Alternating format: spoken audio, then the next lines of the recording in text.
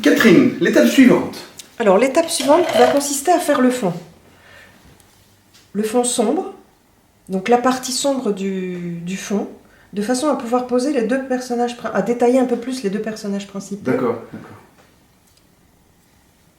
Voilà. Vas-y. Donc je vais Alors, comment faire. tu fais tes mélanges Alors là pour le moment, je vais chercher la teinte. Alors voilà, remontre-nous Oui, voilà. ce que tu vas travailler. Alors en fait, donc je vais travailler cette zone-là, ouais. qui est un bleu nuit, hein, Ouais. je pense. Un lait très très peu éclairé. Il est voilà, et qui met en valeur les personnages qui se découpent dessus. C'est pour ça que c'est important de faire d'abord le fond, Oui. de façon à ce que le contraste y soit. D'accord. Ok, c'est parti. Voilà. Donc, je vais peut-être mettre un peu de brun Van Dyck dans le bleu. Okay. De façon à lui apporter... C'est un bleu comment? C'était pas un bleu primaire? Celui-ci, c'est un bleu outre-mer. Comme on en trouve souvent dans les boîtes de base. Donc je prends un bleu. Ok. Et un brun Van Dyck. Et je regarde ce que ça donne sur la toile. Je reviens ensuite dessus aussi nécessaire. Bon, on peut toujours reprendre. Hein. C'est l'avantage de la peinture à l'huile. C'est qu'on peut... Il n'y a rien de définitif. À la limite, il vaut mieux être un peu transparent au départ. Oui. On peut toujours... C'est le cas là pour toi d'ailleurs. Hein, voilà, oui. Je vais revenir dessus. Pas de problème. Le tout, c'est de poser un ton de base. Je pourrais le mélanger dans un pot et en faire quelque chose d'uniforme, mais je préfère faire comme ça, que ce soit un peu plus vivant. D'ailleurs, on voit bien que lui-même a aquarellé cette partie-là. Tu n'utilises pas de crayon-spalter pour ça? Je vais prendre... voilà. Oui, ça dépend. Une brosse plus large. Oui, je vais toujours en martre, hein, mais un plus large. Plus large. Là, tu peux. Voilà, ce sera plus efficace. D'accord.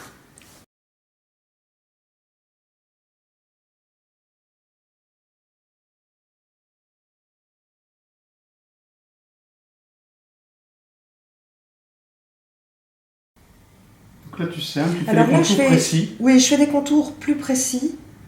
C'est très graphique son travail. Hein. Oui, c'est quand même graphique, mais en même temps, il a une touche large. Donc là, évidemment, pour cette partie-là, il faut laisser... C'est quoi une touche large, pardon? Une touche large, c'est avec des grands pinceaux. Ah d'accord. Oui, c'est vrai. Mais il fait comme ça, c'est-à-dire qu'il fait son dessin, il fait les bords, enfin le fond, pardon, en cernant bien les personnages. Oui. Et puis, ensuite, bon, on passe, on relie le bord, évidemment, à la surface déjà posée. Hein. Je vais le faire, vous allez voir. L'avantage de l'huile, c'est qu'on peut reprendre. Ça, on a un temps, ce qu'on appelle un temps d'ouverture, c'est-à-dire un temps pendant lequel on peut reprendre, qui est important par rapport, par exemple, à l'aquarelle, où il faut poser. Et puis, là, en fait, l'huile contenue dans les tubes permet ce temps d'ouverture. L'essence, là aussi, met plus de temps clos à se dissiper, à s'évaporer. Donc on a un temps de travail qui est plus important.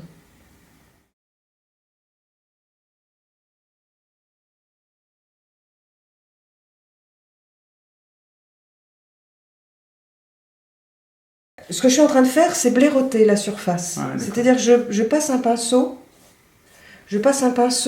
qui n'est pas chargé de peinture, qui est sec, un peu souple, de façon à lisser la surface. Et lui donner une forme. Je peux la lisser totalement, ou bien lui laisser les coups de pinceau. Hein. On peut faire un peu ce qu'on veut.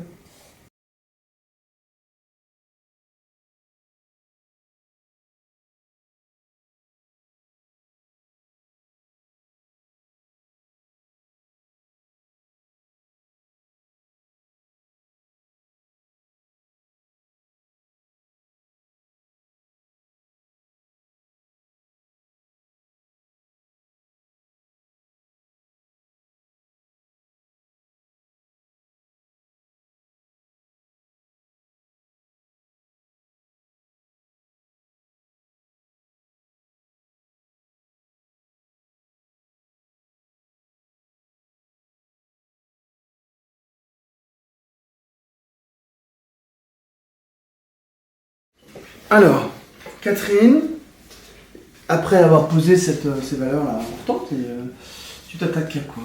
Là, je vais commencer les personnages, D'accord. tout simplement. Maintenant que le fond est posé pour leur partie, Ouais. je peux revenir sur les personnages. D'accord. On y va. Donc, je vais faire je vais commencer par le chapeau. Donc, il y a ça, c'est un noir bleuté pour le bandeau, pour le ruban, Très sombre, ouais. très sombre. Toujours à l'essence, puisqu'on est dans cette partie-là, toujours sur la première couche.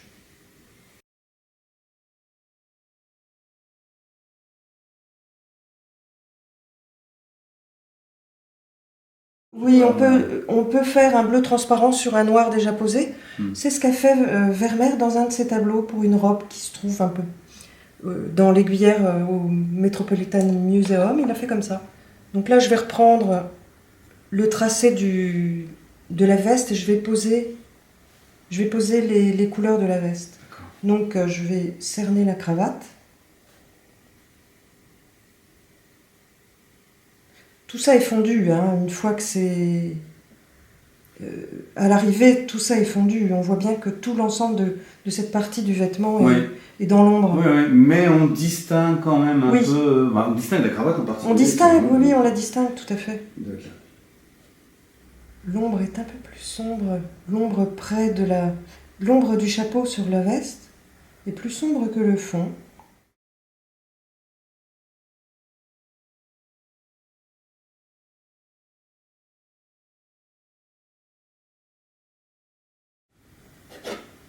Là, je vais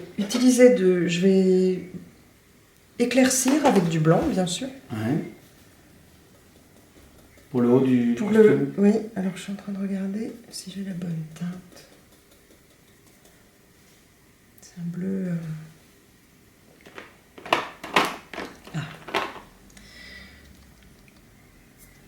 Je vais utiliser là un bleu, donc je vais ajouter à la palette un bleu de Sèvres.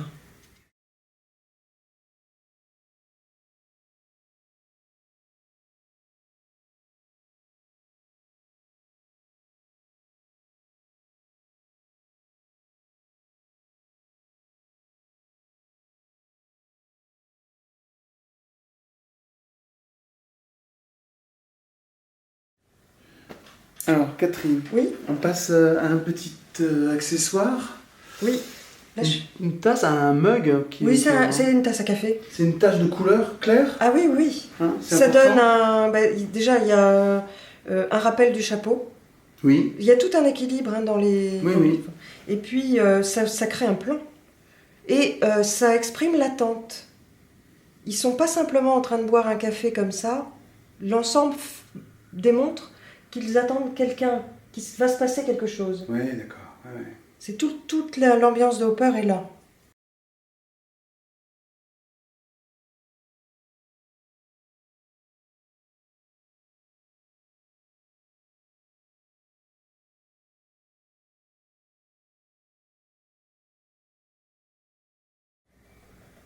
Alors il y a des passages Oui. dans ces tableaux, dans beaucoup de tableaux. Il y a des endroits où les lignes sont très définies et des endroits où elles ne le sont pas. Et chez Hopper, vous remarquerez que c'est assez fondu, les bords. Oui. Donc peu flou, un en peu fait. flou. Ça paraît très... Ouais, je suis d'accord. Et il y a bon, je pense qu'il l'a fait, on verra après, je vais le faire après. Je pense c'est grâce à l'huile et à l'empattement qu'il arrivait à cette texture. Il est dans le geste hein, quand même. On est dans un travail quand même impressionniste. Ouais. Donc là, pour le moment, je pose la forme, je pose les teintes. Et je vais revenir après dessus en donnant un peu plus de matière et en créant ces fondus. D'accord. On avance et tu me parlais de carnation, tu te lances dans la peau, c'est ça? Donc là, je me lance dans le visage. Oui. Je vais donc faire... donc je choisis. Pour les couleurs chères, en général, on prend un rouge permanent clair, un ocre jaune et du blanc.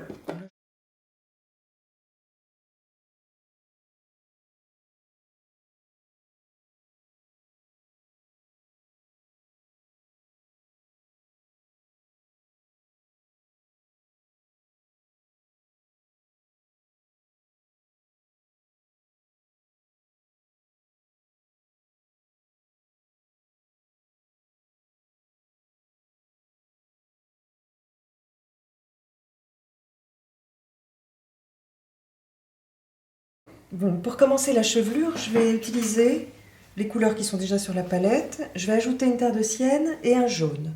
Un jaune permanent, moyen. Alors elle est rousse, hein? Elle est rousse. Elle est rousse, oui, tout à fait.